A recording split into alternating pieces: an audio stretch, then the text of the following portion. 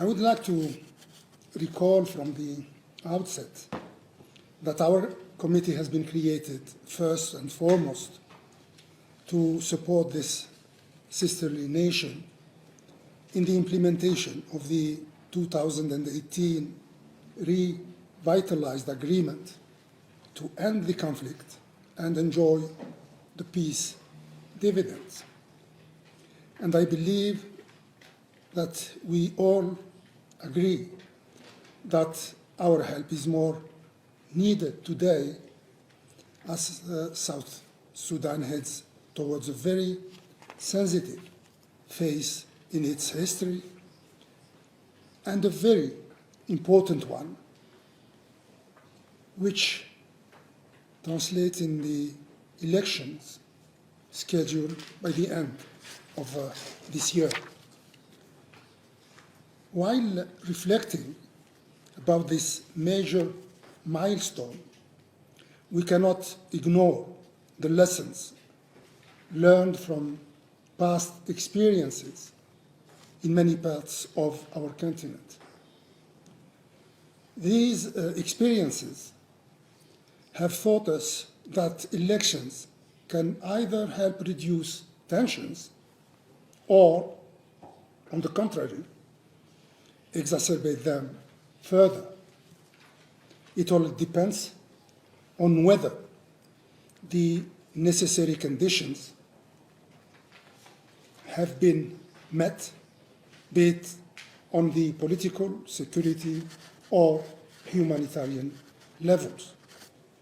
In the case of South Sudan, we are quite concerned that the transitional security arrangements for the unification and redeployment of the armed forces, as well as the constitution-making process, together with the establishment of the necessary institutions relating to elections, are all far behind the timelines set in the 2022 roadmap.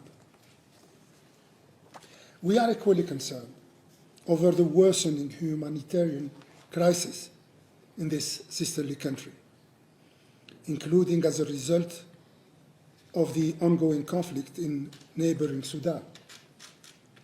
In this regard, the figure of 7 million people which could face acute food insecurity in 2024 is indeed extremely troubling.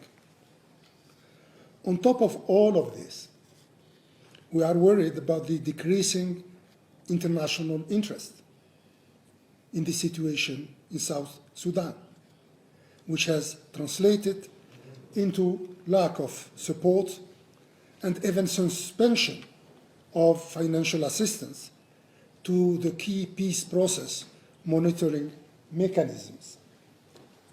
Therefore, in addition to encouraging our brothers and sisters in South Sudan and pressuring them to comply with the transition terms and the content of the revitalized agreement, I believe that our committee should take into account the regional and international environment surrounding the crisis in South Sudan. With this in mind, I fully support the proposal for our committee to undertake an assessment and solidarity mission to South Sudan as early as possible. I am also of the view that our committee needs to enhance its engagement in support of the peace process in South Sudan. Our ambassadors in Addis Ababa, in collaboration with the AU Commission, should be asked to submit concrete proposals on activities that could be undertaken by the C5 during this very critical year. And last but not least, I think that the two-track approach is needed here.